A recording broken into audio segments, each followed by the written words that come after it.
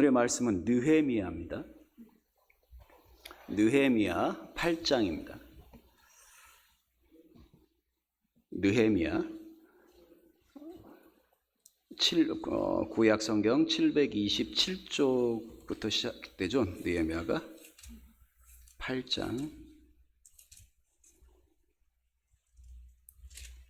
738쪽. 네. 8절하고 9절만 같이 읽겠습니다. 자, 느헤미야 8장 8절 9절 같이 읽겠습니다. 하나님의 율법책을 낭독하고 그 뜻을 해석하여 백성에게 그 낭독하는 것을 다 깨닫게 하니 백성이 율법의 말씀을 듣고 다 우는지라. 총독 느헤미야와 제사장 겸 학사 에스라와 백성을 가르치는 레위 사람들이 모든 백성에게 이르기를 오늘은 너희 하나님 여호와의 성일이니 슬퍼하지 말고 울지 말라 하고. 아멘. 지금 있는 이 느헤미야의 장은 바벨론으로부터 제3포로기까지 포로 이제 회복기죠. 다시 돌아오는 그 완전하게 모든 포로가 3차에 거쳐서 돌아왔는데 다 돌아오고 난 뒤에 느헤미야가 성벽을 지었죠. 그래서 이제 겉으로 외형적으로 다시 70년 만에 이스라엘이 바벨론에 완전하게 종속되어졌다가 다시 이스라엘로 원래대로 돌아온 그런 어떤 상징적, 외형적으로 상징적인 어떤 그런 모습을 띠고 있는 시대였습니다. 특히 성벽을 지은 지 6일 만에, 정확하게 6일인지는 모르겠네요. 그 정도에 이제 새해가 시작되었어요.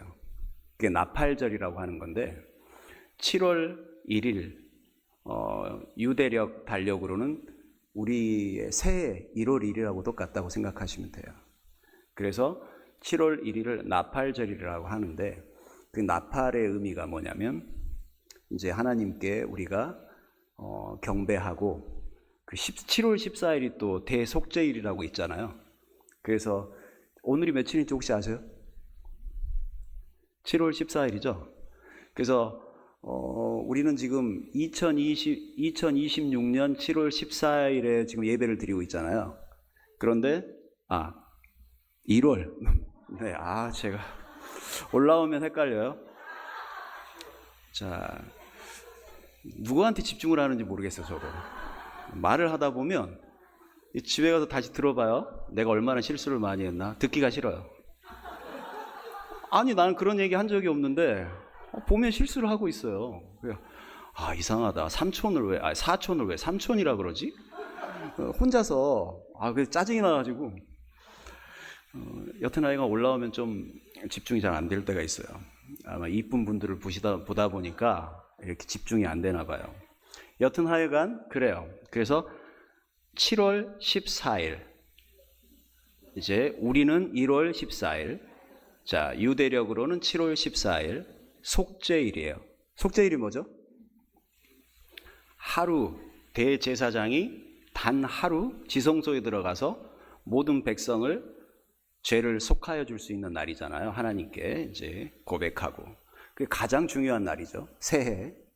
그런데 그 속죄일까지, 즉 1일부터 14일 속죄일까지를 나팔을 불면서 이제 우리가 경각심을 갖고 정말 하나님께 온전히 회개하고 마음을 정결하게 하자. 그래서 속죄일날 준비를 하자.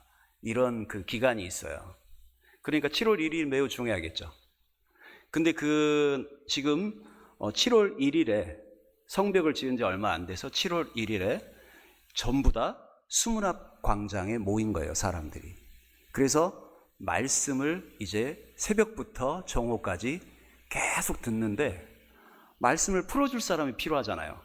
그러니까 이제 레위인들이 그 말씀을 하나하나 이렇게 풀어주는 거예요. 말씀들을. 그러니까 이 말씀을 벌써 못 들은 시간이 얼마나 될까요? 대략 70년은 넘겠죠? 70년이 넘는 동안 말씀 선포가 없었던 거예요. 그래서 다시 성벽을 짓고 다시 돌아와서 처음으로 새해 1월 1일에 그들로 말하면 7월 1일이죠. 그때 말씀을 새벽부터 정오까지 계속 들으면서 레위인들이 그 말을 해석하고 있는 거예요. 그런데 우리 보면 8장 9절에 보면은 백성이 이 율법의 말씀을 듣고 어떻게 했죠? 다 울었어요. 왜 울었을까요? 감격스러웠겠죠. 일단은 하나님의 백성으로서 70년의 어떤 그런 구속, 다시 돌아오는 해방, 예레미야가 예견했던 70년, 그게 율법 안에 다 있잖아요. 하나님께서 다시 70년이 되면 내가 다시 돌아오게 해서 회복시켜 주겠다라는 말도 분명히 선포가 됐을 거라 그 말이에요.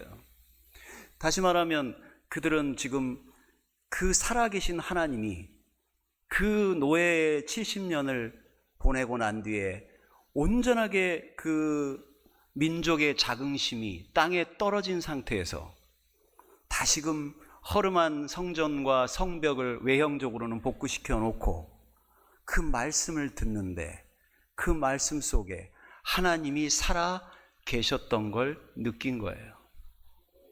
그리고 그 말씀을 들으면서 자기들이 왜 그 70년이라는 기간 동안 그렇게 구속된 삶을 살아야 했는지, 민족적으로 노예 같은, 이집트 노예 같은 그런 자긍심이 낮아졌던 때와 똑같은 그런 때를 다시 자기들이 경험했던 것을 회개하는 시간이 된 거죠.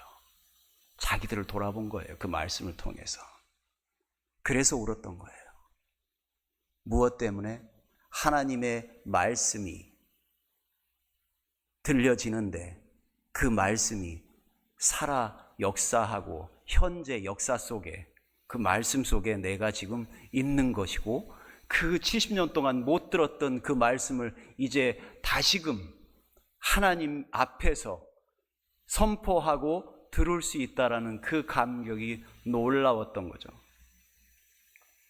우리가 이렇게 말씀의 중요성 말입니다.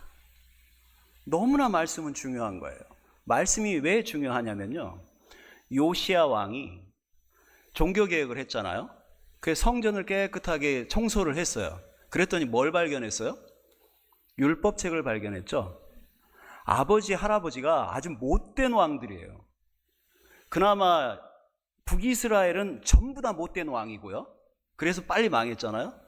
남유다에는 그래도 좀 좋은 왕들이 몇 명 있었어요. 그 중에 한 명이 요시야예요. 3대 선왕이라고 해요. 근데 요시야가 하나님을 온전하게 믿게 됐죠. hil기야 때문에 8살에 왕이 돼가지고. 그런데 할아버지가 므낫세예요. 그리고 그 아버지가 암몬이에요. 근데 그 할아버지가 얼마나 그 악한 왕인지 아세요? 이사야 아세요? 이사야? 아시죠? 성경에는 나오지 않았지만 그러니까 히스토리가 있겠죠? 그 사람들에 대한 어떤 그 히스토리가 있어요. 뒤에 배경 히스토리가 있는데, 전에 내려온 그 히스토리가 있는데, 므낫세가 이사야를 나무톱으로 절반으로 썰어서 죽였어요. 므낫세가 이사야를 옳은 말만 하니까, 하나님의 옳은 말만 하니까 왕이 너무 독해가지고, 우상 숭배하는 왕이라 너무 독해서 나중에는 후회했지만 이사야를 나무톱으로 반으로 썰어 순교시켰다라고 전해줘요. 그만큼 악한 왕이에요. 그 왕이 40년 동안을 지배했잖아요. 그 아들도 똑같아요. 그러니까 율법 책이 있었겠어요? 율법이라는 게 있었겠냐고요? 없었죠, 당연히.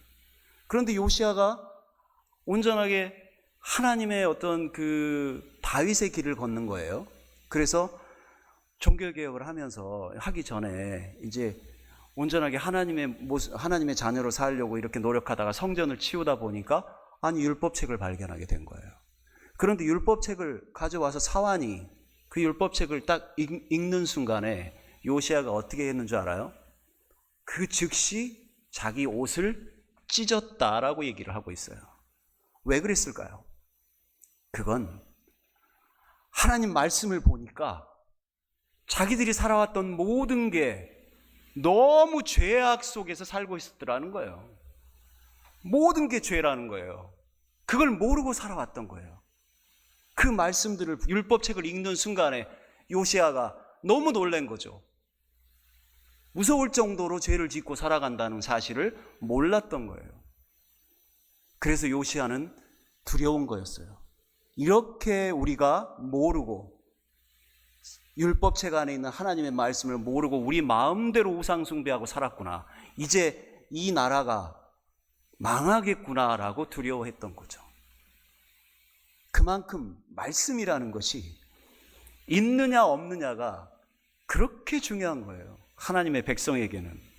그래서 우리는 그 하나님의 말씀을 마태복음 4장 4절에 이렇게 말씀하시죠. 예수께서 대답하여 이르시되 기록되었으되 사람이 떡으로만 살 것이 아니요 하나님의 입으로부터 나오는 모든 말씀으로 살 것이라 하였느니라 하시니, 우리가 오늘 하루 여러분들 식사 다 잘 하셨어요? 하지만 밥을 먹었다 그래서 기분이 좋나요?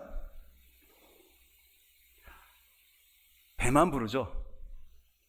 특별하게 그거에 대해서 얼마나 큰 만족이 없어요. 사실은 감사하죠, 먹었으니까. 하지만 여기에 나오신 여러분들은 무엇에 굶주려서 나오셨습니까?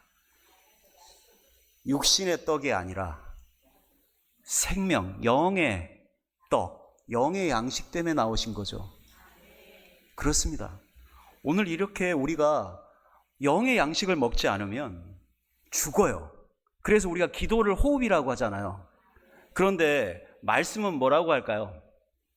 생명을, 심장을 뛰게 하는 에너지예요. 다시 말하면 세상 사람들은 모르지만 우리는 말씀을 들어야 영혼의 심장이 뛰어요. 말씀을 듣지 않으면 우리는 영적으로 점점 죽어간다, 그거예요. 그래서 점점 말씀이 들리지 않으면 어떻게 되냐면 떠내려가요. 그래서 히브리서 2장 1절에는 이런 말을 해요. 발바닥이 지금 압정이 하나 밟혔어요. 자, 근데 안 밟혔어요. 자, 주님의 은혜로. 히브리서 2장 1절을 보면 이런 말이 있어요. 그러므로 우리들은 들은 것에 유념함으로 우리가 흘러 떠내려가지 않도록 함이 마땅하니라. 말씀을 듣지 않으면 조금씩 영혼의 강에서 떠내려가요. 우리는 지금 생명의 강에 지금 놀고 있잖아요.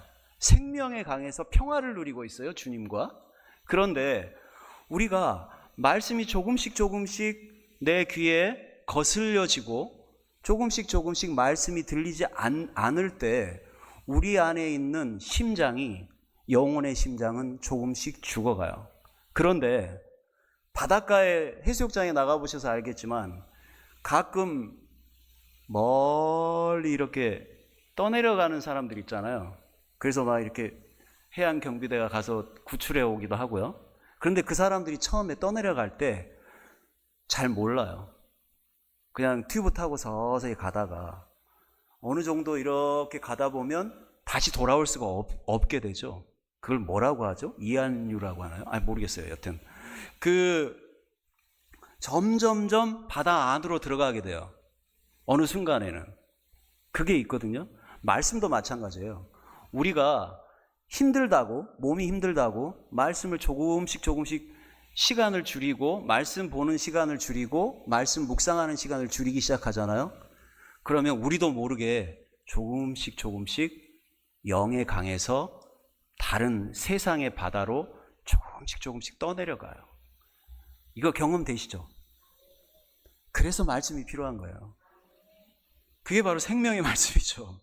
그래서 로마서 10장 17절에는 이런 말씀을 하잖아요. 그러므로 믿음은 들음에서 나며 들음은 그리스도의 말씀으로 말미암았느니라 라고 말씀을 해요. 말씀이 얼마나 중요한지는 여호수아 1장에 보면 알 수 있어요. 여러분, 제가 이걸 읽어볼 테니까 어디에 자기 귀가 가장, 어떤 단어가 가장 이게 들어오는지 한번 보세요. 오늘 여러분의 귀에 주님이 들려주시는 말씀이 다 달라요. 자, 제가 읽어볼 테니까 어떤 단어가 오늘 내 귀에 제일 많이 들어오는지 한번 보세요.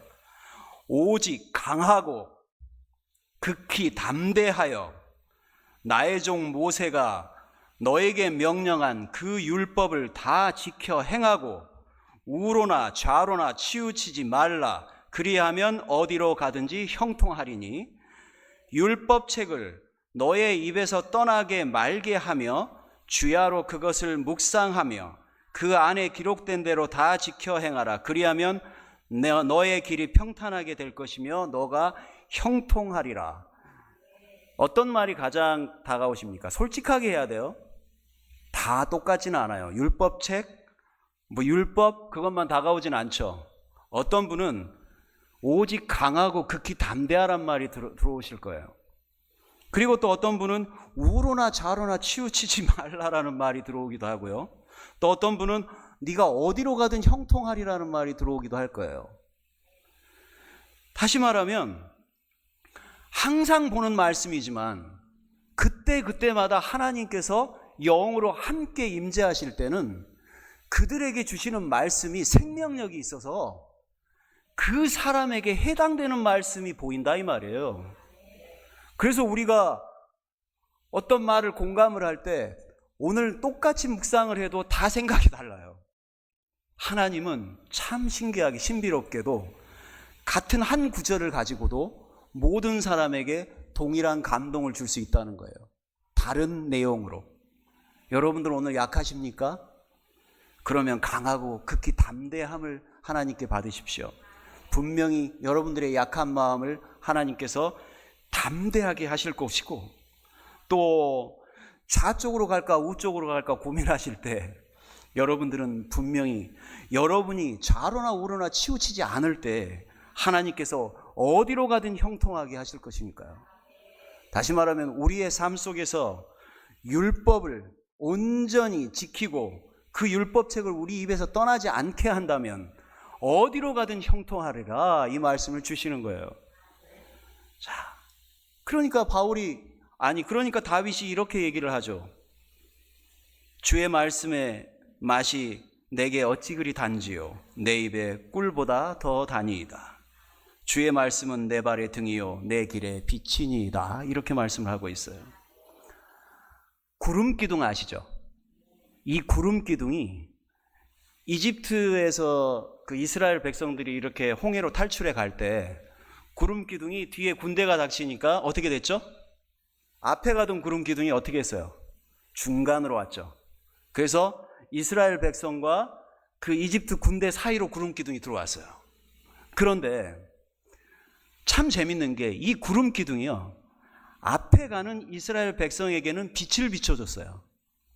그런데 구름기둥이 뒤에 오는, 중간에서 막고 있잖아요. 뒤에 오는 이집트 군대한테는 어떻게 했을까요? 깜깜한 칠흑을 줬어요. 말씀이 바로 그런 거예요. 우리가 말씀을 들으면 시편 119편에 105절에 이렇게 나오잖아요. 주의 말씀은 내 발의 등이요 내 길의 빛이니이다 이렇게 말씀하시잖아요. 우리는 생명력 있는 하나님의 말씀을 듣고 우리가 가야 할 길을 주님이 비춰주셔요. 하지만 세상 사람들은 이 말씀을 아무리 봐도 깜깜해요. 그래서 이 말씀은 그저 지혜로운 말씀으로밖에 안 보이지만, 이거 참 지혜로운 말이다, 옳은 말이다, 도덕적인 말이다 하지만 우리는 하나님이 우리가 어려울 때 좌로 갈까 우로 갈까, 아니면 내가 지금 두려운 상황에 있을 때 하나님께서는 말씀을 통해서 우리가 가야 할 길을 밝히 비춰주신다 이거예요. 이게 바로 생명의 말씀인 거죠. 그런데 말씀을 듣지 못하는 고통을 주실 때는 어쩔까요? 힘들겠죠. 그래서 가장 큰 저주가 뭔지 아세요? 아모스 8장 11절에 하나님께서 가장 큰 저주를 사람한테 주실 수 있는데 그게 뭐냐면요, 주 여호와의 말씀이니라. 보라, 날이 이를지라 내가 기근을 땅에 보내리니 양식이 없어 주림이 아니고 물이 없어 가람이 아니요 여호와의 말씀을 듣지 못하는 기갈이라. 우리가 말입니다, 지금 먹는 것, 입는 것 풍부하다 할지라도 말입니다, 여호와의 말씀을 듣고자 하는 그 기갈이 없으면 말입니다, 그리고 말씀을 들으면서 내가 공감하고 그 말씀이 살아 역사할 것을 믿어지고 그 말씀 속에 주의 사랑의 은혜가 놀랍게 임하고 무엇이든 나의 삶과 말씀에 비쳤을 때 그 말씀이 나를 인도하는 게 능력으로 느껴진다면 그것만큼 축복이 없는 거죠. 그러나 우리의 삶에서 무엇인가 많은 것이 잘 풀려나가고 세상에서 내가 많은 것을 가지고 있고 좋은 것이 있을지라도 내가 말씀으로부터 무언가 점점 멀어져 가면 하나님께서 내게 말씀을 듣지 못하는 기갈을 주신 것이다 이거예요. 그게 바로 이 느헤미야 8장에 그 백성들이 70년이라는 시간 동안 말씀의 기갈을 하나님이 주셨었구나. 우리가 그렇게 하나님의 말씀을 순종하지 않았기 때문에 점점점 떠내려가더니 어느 순간에 우리가 하나님께서 말씀을 듣지 못하는 기갈을 주셔서 우리가 70년 동안 이렇게 고통을 받았구나. 그러나 하나님이 사랑하셔서 다시금 회복시켜 주시니 그 감격의 말씀을 오늘 우리가 다시 한번 듣는구나 하면서 회개하고 눈물을 펑펑 흘렸다 그거예요. 그러니까 기뻐하라고 한 거예요. 그럴 때 기쁘지 않습니까? 왜 세상은 말씀이 들리지 않을까요? 네 가지로 얘기해 볼게요. 요한복음에 보면은 예수님께서 어찌하여 내 말을 깨닫지 못하느냐, 이는 내 말을 들을 줄 알지 못함이로다. 요한복음 8장 45절에 보면 내가 진리를 말함으로 너희가 나를 믿지 아니하는도다라고 말씀을 하고 있어요. 예수님이 말씀하시는 건 진짜 말씀이에요. 왠지 알아요? 예수님은 말씀이고 하나님의 말씀이 살아서 육신으로 오신 분이시잖아요. 하나님의 말씀을 온전히 가지고 오셔서 몸으로 말씀을 표현하고 계시는 분이에요. 전달하시는 분이에요. 이 분이 진리를 선포하는데도 사람들이 귀가 막힌 거예요. 너무 답답하잖아요. 탄식하는 거죠. 네 가지가 있어요. 첫 번째는 마귀입니다. 마태복음 13장 19절을 보면 아무나 천국 말씀을 듣고 깨닫지 못할 때는 악한 자가 와서 그 마음에 뿌려진 것을 빼앗나니 이는 곧 길가에 뿌려진 자요. 마귀가 모든 사람에게서 말씀의 씨앗을 뺏는다 이겁니다. 우리에게서조차도 우리가 그 씨앗이 뿌려졌음에도 불구하고 우리가 이 씨앗을 꼭 품고 좋은 흙을 덮고 우리가 그 뿌리가 깊게 내려갈 때까지 우리가 계속해서 묵상하고 그의 말씀을 붙잡고 기도할 때 비로소 그 씨가 싹이 트는 거지, 딱 말씀 보고 나서 딱 닫아버리고 언젠가 하나님이 능력 주실 때가 있을 거야, 열매가 맺을 때가 있을 거야, 아멘 하고 끝나버리면 물고 가버린다 이겁니다. 마귀가 물고 가버린다 이거예요. 그래서 제일 중요한 것은 사실은 이 길가밭에 뿌려진 이 씨가 세상 사람들, 믿지 않는 사람들의 말씀의 씨가 아니라 사실은 우리가 조심해야 할, 하나님을 믿는 사람이 가장 조심해야 할 말인지도 모르겠습니다. 그리고 두 번째로는 성공주의자들입니다. 교회에서 말입니다. 너무 성공하는, 세상적으로 너무 성공하면 두 종류로 나뉩니다. 하나는 세상 성공에 너무 꽉 차서 황금 세장에 갇힌 것처럼 그 성취감 때문에 점점 예배 시간을 줄이기 시작해요. 말씀으로부터 멀어져 떠내려간다 이 말입니다. 자기는 분명 세상적으로 성공해 가고 있어요. 그런데 점점 더 예배 시간이 줄어들고 말씀을 묵상할 시간이 줄어들어요. 왜냐하면 성공하는 데 필요한 시간들이 많아져요. 바빠요. 그런 사람들이 나도 모르게 교회 안에서 점점 성공해 가는 것처럼 보이는 사람들이 어느 순간에 멀어져 갑니다. 그리고 그들이 다시 돌아올 때는 자기가 가지고 있는 그 성공 말고 성공의 그 뒤편에 있는 가족, 사랑, 하나님, 말씀 다 깡그리채 없는 상태로 이제는 성공조차도 아무런 쓸데가 없는 사람이 돼서 다시 돌아오지 않습니까? 그런데 진정 성령에 충만한 사람은 말입니다. 성공을 해도 고개가 숙이고 더 겸손해지고 더 온유해지고 더 사랑스러워지고 더 성도들을 사랑하고 위하고 존경받습니다. 우리 교회가 그래야 되지 않겠습니까? 모두가 잘 되고 모두가 잘 되면서 더 하나님께 귀한 자녀가 되고 교회를 부흥시켜 나가며 서로 온유하게 겸손하게 서로 섬기는 그런 사람이 돼야 하는데 세상은 사실 그걸 마귀들은 붙잡아서 성공주의자들을 붙잡고 놓지를 않습니다. 그렇기 때문에 자기도 모르게 떨어져 내려갈 수가 있어요. 흘려서. 그러니까 그걸 조심해야 돼요. 언제? 내가 성공하고 있을 때. 그리고 기도하지 않을 때예요. 어떤 걸 기도하지 않냐면 야고보서에 이런 말이 있어요. 1장 5절에 너희 중에 누구든지 지혜가 부족하거든 모든 사람에게 후히 주시고 꾸짖지 아니하시는 하나님께 구하라. 그리하면 주시리라.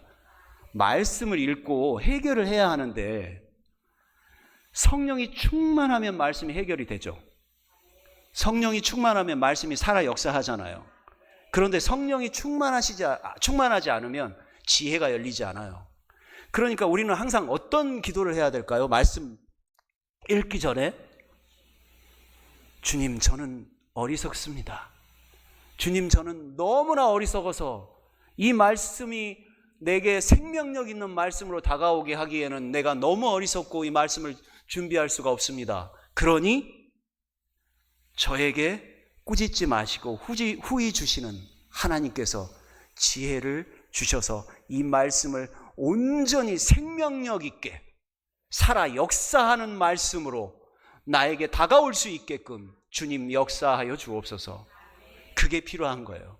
그래서 우리는 반드시 날마다 말씀을 봐야 하지만 말씀을 보기 전에 야고보서 1장 5절에 있는 말씀처럼 지혜, 말씀을 받아서 그 말씀이 살아 역사하는, 그리고 내게 주시는 말씀이 무엇인지를 분별력 있게 찾아낼 수 있는 지혜를 달라고 해야 한다는 거죠. 그래서 세상 사람은 말입니다, 스님들이 교회 성경책을 많이 연구하잖아요. 그런데 그 스님들은 좋은 말이다고 얘기를 많이 해요. 그런데 하나님을 못 보죠. 그건 바로 어리석은 사람이 지혜로운 사람이 쓴 책을 읽을 수 있습니까? 없죠. 그런데 우리가 하나님의 가장 놀라운 지혜를 가지고 있는 하나님의 책을, 하나님이 쓰신 책을 사람이 어떻게 그걸 내가 판단하고 그걸 이 말은 좋은 말이네, 이 말은 잘못된 말이네, 이런 말은 쓰지 말았어야지, 이건 좋은 말이군 하고 얘기할 수 있을까요? 판단할 수 있을까요? 그런데 세상 사람들은 자기가 스스로 그 말들을 판단한다 이겁니다. 그런데 우리는 하나님의 성령이 우리와 함께 말씀을 읽을 때 곁에 계셔서 알려주셔요. 스토리텔링으로. 이 말은 이거다. 이 말을 내가 너한테 주는 이유는 너가 지금 이런 문제가 있지. 내가 이 말을 통해서 너에게 힘을 주는 거니까 지혜를 가지고 이 말을 깨달아라 하고 주시는 거예요. 여러분, 우리의 삶에서 랜덤이 있습니까? 절대 랜덤이 없습니다. 즉 제비 뽑기가 없어요. 아무거나 걸리는 게 아니다 이 말이에요. 하나님께서 우리가 어떤 상황에서, 어려운 상황에서 제일 먼저 기도하잖아요. 그런데 말씀을 읽으면서 기도하면 그 말씀 중에 우리 마음에 다가오고 확 끌어당기는 감동을 주는 말씀이 분명히 있습니다. 그러면 그 말씀은 약속의 말씀이에요. 하나님이 살아계시면서 성령께서 옆에서 같이 함께 하신다 그 말이에요. 그러면 최종적으로 말입니다. 예수님은 살아계신 말씀이죠. 그러면 우리가 요한복음을 한번 펴볼까요? 오늘 제일 중요한 말씀입니다. 요한복음 1장을 한번 펴보시겠습니다.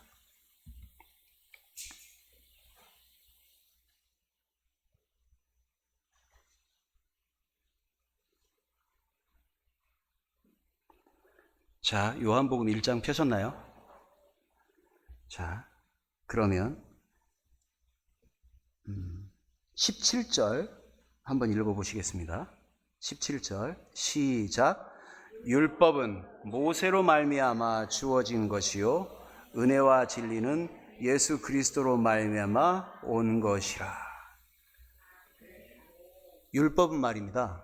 시내산에서 하나님께서 약속을 주셨어요. 계명을 주셨어요. 근데 그 계명들이 차가운 계명이에요. 왜냐하면 그 계명에 걸리면 죽어요. 그 계명에 걸리면 벌 받아요. 그래서 구약에서 시내산에서 준 첫 번째 언약은 사실은 좀 추워요. 오늘 날씨처럼. 그래서 그 계명들을 못 지키면 그들이 다시 또 회개하고 제사 지내고 회개하고 제사를 지내야 됐어요. 그런데 그 차가운 율법을 못 지키잖아요. 그러니까 하나님께서 새로운 언약을 주셨어요. 그게 바로 예수 그리스도예요. 그래서 예수 그리스도는 말씀의 중보자로 오셨어요. 그러니까 그 예수 그리스도가 오셨을 때는 어떻게 오셨냐면 거룩하게 하는 진리로 오셨고요. 그 다음에 은혜로 오셨어요. 은혜와 진리로 오셨다 이 말이에요. 지금의 하나님의 말씀은 예수 그리스도를 통해서 온전해졌지 않습니까? 이제는 예수께서 요한복음 15장 7절에 너희가 내 안에 그리고 내 말 안에 온전히 거하면 무엇이든 구하라 내가 다 이루리라 그러셨죠. 지금의 시대는 말입니다. 예수 그리스도께서 말씀으로 오셔서 우리를 위해 십자가를 지셨어요. 은혜로 이제는 우리가 그 말씀을 사모할 수 있는 은혜를 주셨다 이 말이에요. 이제는 그 말씀을 통해서 우리가 늘 평안하고 우리가 하나님께 모든 걸 다 말씀을 통해서 받을 수 있는 은혜를 주셨어요. 이 안에서 보세요. 너희가 내 안에 거하고 내 말 안에 거하나라 이렇게 두 말이 나오잖아요. 우리가 온전하게 주님의 포도나무 가지가 되어서 주님 안에 거하면서 주님의 말씀 안에 항상 거하면 말입니다. 무엇이든 다 원하는 대로 받는다라고 말씀하고 계셔요. 여러분, 세상에는 분명히 불가능한 일이 있습니다.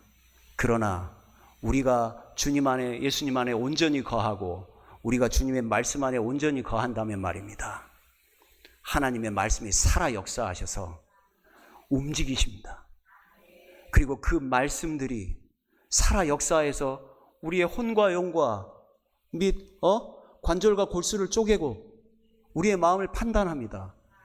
그리고 이제는 그 말씀들이 우리 마음만 판단하는 것이 아니라 하나님의 말씀이 우리 안에 온전히 깨끗하게 들어오심, 그 피로 인해 피값으로 인해서 깨끗하게 들어오심으로 말미암아 이제는 이 말씀들이 살아서 말 한마디 한마디가 이제는 힘이 되고 이 말씀들이 우리에게는 약속이 될 것입니다.